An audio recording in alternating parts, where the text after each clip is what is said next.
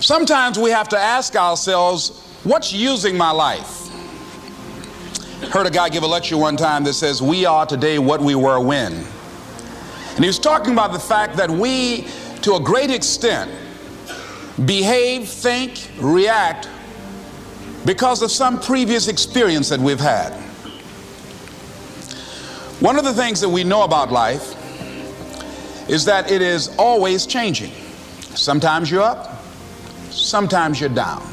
Sometimes things go real well, and sometimes they don't.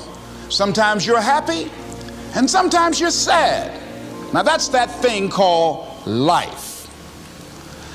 And when we begin to understand and know that, accepting that reality that we will never ever have things just on an even keel all the time, that you're going to have some ups and you're going to have some downs, but during those down moments, that's where the growth takes place. That's where the work is. See, anybody can feel good when they have their health, their bills are paid, they have happy relationships, business is successful. Anybody could be positive then. Anybody can have a larger vision then. Anybody can have faith under those kinds of circumstances. Am I correct? See, but the real challenge of growth, mentally, emotionally, and spiritually, comes when you get knocked down. Somebody said that adversity introduces a man to himself or a woman. How you handle it, that's where the growth takes place.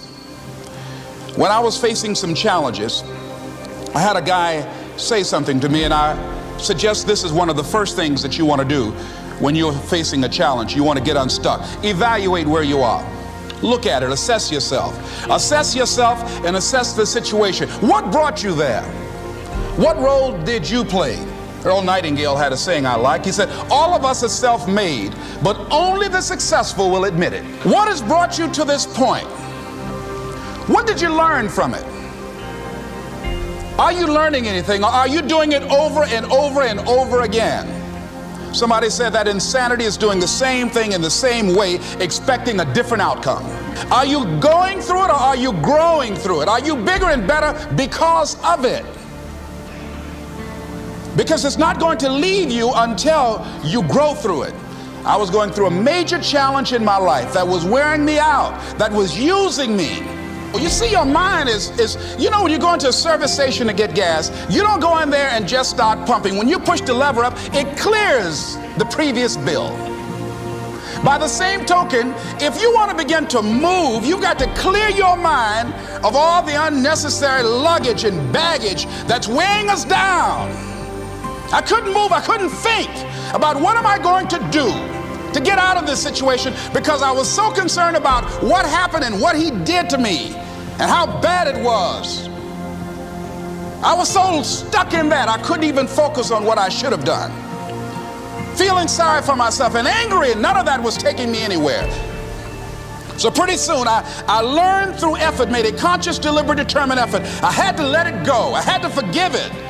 Let it go and begin to focus on developing myself. And I say to you, you're going to have people to do things to you. Things are going to happen to you. And the most important thing to do is to harness your will and let it go and move so you can grow, so you can get on with your life. It doesn't matter about what happens to you. What matters is, what are you going to do about it? All of us have experienced some tragedy, and if we haven't, we will. And you can either let it destroy your life, or you can build upon it. You can permit it to let it hold you down, or you can decide, I'm not going to let that happen to me. I'm bigger than this. Make a declaration to yourself. Declare all out war that you're going to get out of this rut. I don't care how good you are. I don't care how talented you are. I don't care how much you work on yourself. There are some times when things aren't going to go right. They just are not going to go right. There are times when anything that can happen will happen. Murphy's Law will be knocking at your door. Why? I don't know why. That's called life. And you have to deal with it. Sometimes your life will be in a slump, just like sports. Some of the best shooters can't hit baskets different times in games. They get in a slump. Do they sit on the sideline and say, you know, I just didn't hit a basket today? No, they continue to execute. I suggest to you that if you are facing a challenge, don't stop. Stay busy. Work your plan. Continue to do those things that you know that work for you after you have evaluated yourself in the situation. Continue to move. Stay busy, stay busy, stay busy.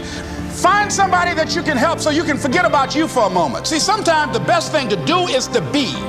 Sometimes you have to just back up and go within yourself. A bow and arrow, you can't take a bow and just push it out an arrow. You just can't push the arrow out. You have to pull it back and then release it. Sometimes you have to back up and go within and pray and meditate and recharge your batteries. Go away, clear your head, and then come back and look at it from a different vantage point. Don't operate while you're under the spell or the effect of what's going on. Next thing is that you've got to activate the thinker in you. Don't allow your emotions to control you. We are emotional, but you want to begin to discipline your emotion. If you don't discipline and contain your emotions, they will use you. Your mind goes on automatic, just like a guard. You know, I loved reading the book called As a Man Thinketh by James Allen. He uses the analogy of the mind being like a garden. You know, weeds don't have to have any encouragement to grow. You don't have to water them. They don't have to get sunshine. They don't have to have fertile ground. They will grow through the cracks of a sidewalk. Am I right? But if you want to grow orchids or roses or any kind of exotic flowers, there are special processes and procedures you must go through. Well, by the same token, you don't have to force yourself or motivate yourself to think negatively, to be depressed, to hate somebody, to want revenge, to want to get back at somebody, to beat yourself up over the head, to feel loaded with guilt. You don't have to make any effort to do that. Your mind is on automatic. It will do that by itself. But if you want to begin to move into your own personal greatness, if you want to begin to really enjoy a happy, successful, healthy life, you've got to be willing to go against the tide. You've got to be willing to harness your will and say, in spite of this, I'm in control here. I'm not going to let this get me down. I'm not going to let this destroy me. I'm coming back, and I'll be stronger and better because of it. You have got to make a declaration that this is what you stand for. You're standing up for your dreams. You're standing up for peace of mind. You're standing up for health. You want it, and you're going to go all out to have it. It's not going to be easy. When you want to change, it's not easy. If it were in fact easy, everybody would do it. But if you're serious, you'll go all out. So yes, I'm going to turn this situation around. I'm not going to sit back and moan and cry over what happened and what went wrong and who did what. I'm going to do something about this situation. The next thing that is important is that expect things to get better for you, because they are. See, life is cyclic. You're not, whatever experience you're having right now, it has not come to stay. It has come to pass. Not to stay, just to pass. It's just going through. The biggest challenge is to know what's happening. This is a part of this thing we call life. This too shall pass. And maintaining perspective, putting it in perspective.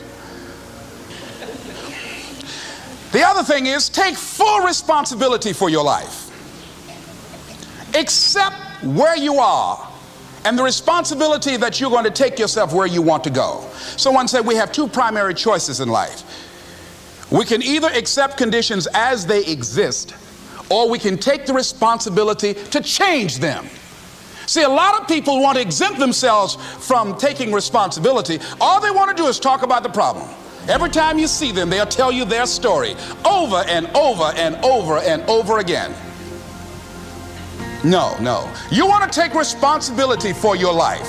I got me here, I can get me out of this. And I'm getting out. I'm not going to be a volunteer victim. George Bernard Shaw said there are two kinds of people in life. You know, he said those that make things happen, those that watch things happen, and those that don't know what happened. And he said the people that get along in this life look around for the circumstances that they want, and if they can't find them, they make them. They create them. So part of beginning to get unstuck, you've got to decide that the behavior pattern that you have adopted doesn't work for you. You've got to change your strategies, and changing your strategy means reinventing your life. Recreating you, and you have the power to do that. You can decide that you're going to change, that you're not going to be a wimp.